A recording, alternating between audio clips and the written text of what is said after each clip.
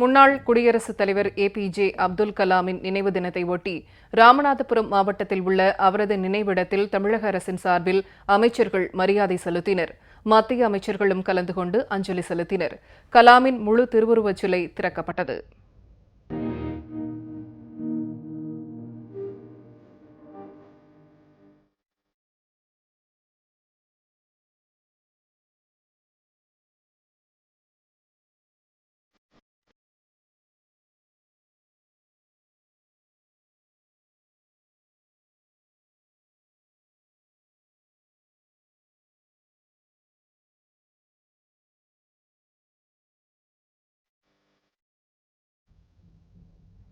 முன்னாள் குடியரசுத் தலைவர் ஏபிஜே அப்துல் கலாமின் முதலாம் ஆண்டு நினைவு தினம் இன்று அனுசரிக்கப்படுகிறது.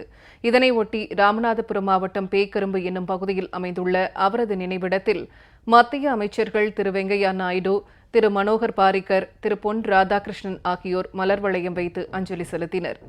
அதனைத் தொடர்ந்து தமிழக அரசின் சார்பில் அமைச்சர்கள் திருமதி நிலோஃபர் கபில், திரு மணிகண்டன், நாடாளுமன்ற உறுப்பினர் திரு அன்வர் ராஜா உள்ளிட்டோர் அஞ்சலி செலுத்தினர். இதனைத் தொடர்ந்து அப்துல் கலாமின் முழு திருவுருவ வெண்கலச் சிலை திறக்கப்பட்டது. அப்துல் கலாமின் தேசிய நினைவகத்திற்கு அடிக்கல் நாட்டப்பட்டது.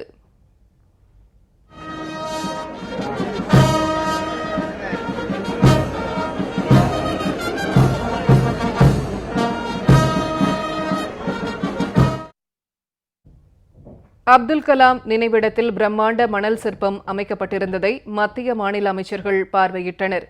நிகழ்ச்சியில் பேசிய அமைச்சர் திரு மணிகண்டன், டாக்டர் அப்துல் கலாமிற்கு நினைவிடம் அமைக்க இடம் கொடுத்து அவரது பெயரில் விருது உள்ளிட்டவற்றை அறிவித்து பெருமை சேர்த்தவர் முதலமைச்சர் செல்வி ஜெயலலிதா என பெருமிதம் தெரிவித்தார்.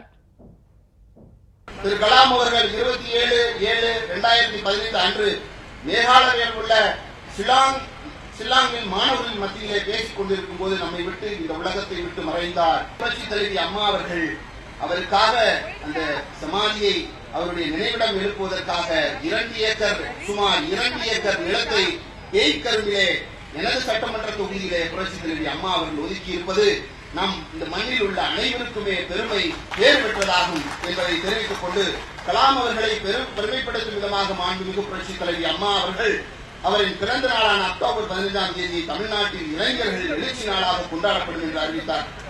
ஒவ்வொரு ஆண்டும் அறிவியல் வளர்ச்சி, மாணவர் நலன் மற்றும் மனிதவியலில் சிறப்பாக செயல்படும் ஒவ்வொருவருக்கு ரூபாய் 5 லட்சம் ரொக்க தொகையுடன் 8 கிராம் எடையுள்ள தங்கப்பதக்கமும் சான்றிதழில் உள்ளடக்கிய டாக்டர் ஏபிஜே அப்துல் கலாம் விருது வழங்கப்படும் என்று அறிவித்தார்கள்.